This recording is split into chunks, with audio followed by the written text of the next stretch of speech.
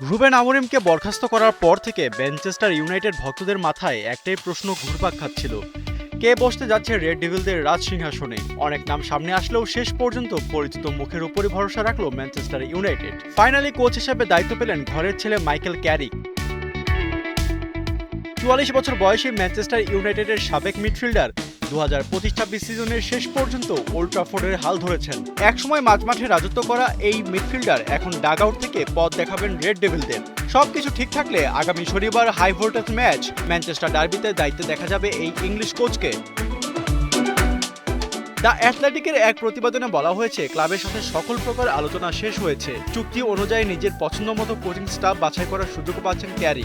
এখন শুধু আনুষ্ঠানিকতা বাকি। ম্যানচেস্টার ডার্বির আগে সকল প্রক্রিয়া শেষ হবার কথা রয়েছে। ৫ জানুয়ারি রুবেন আমোরিমকে বরখাস্ত করার পর থেকে নতুন কোচের সন্ধানে নামে ক্লাব কর্তৃপক্ষ।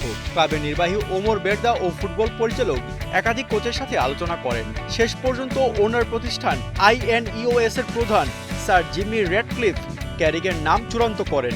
আমোরিমের চলে যাওয়ার পর অন্তর্বর্তীকালীন কোচ হিসেবে দায়িত্ব ছিলেন ড্যারেন ফ্লেচার। একজন প্লেয়ার হিসেবে ম্যানচেস্টার ইউনাইটেডের নির্ভরশীলতার নাম ছিলেন ক্যারি। এক যুগের দীর্ঘ সময়ে ৪৬৪ ম্যাচে খেলেছেন এই ইংলিশ মিডফিল্ডার। জিতেছেন ৫টি প্রিমিয়ার লিগ শিরোপা, সাথে একটি চ্যাম্পিয়ন্স লিগ। কোচিংয়ে আছে তার মুন্সিয়ানা।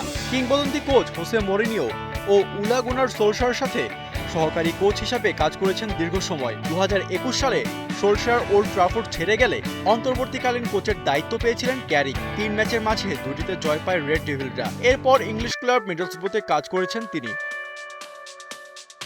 ক্যারিকের আগমনে আনন্দিত তার সতীর্থ সাবেক সেন্টার ফরওয়ার্ড মাইকেল ওয়েন। আমি ক্যারিককে কোচ হিসেবে বেশ পছন্দ করি। তার অভিজ্ঞতা ও ম্যানচেস্টার ইউনাইটেডের সংস্কৃতি সম্পর্কে জ্ঞান ক্লাবকে সাহায্য করবে। এমনকি কিংবদন্তি ওয়েইন রুনিও জানিয়েছেন, সুযোগ পেলে সাবেক সতীর্থ ক্যারিকের সঙ্গে কাজ করতে তার কোনো আপত্তি নেই। এখন দায়িত্ব পাবার পরই কঠিন পরীক্ষা দিতে হবে ক্যারিককে। প্রথম ম্যাচে প্রতিপক্ষ গার্দিওলার সিটি, এরপর টেবিল টপার আর্সেনাল। বর্তমানে পয়েন্ট টেবিলে ৭ নম্বরে অবস্থান করছে ম্যানচেস্টার ইউনাইটেড। এখন শুধু অপেক্ষা, ক্যারিকের হাত ধরে আবারও কি আগের গতিতে ফিরতে পারবে ম্যানচেস্টার ইউনাইটেড। আশফাকুর রহমান, সিয়াম, ৭১।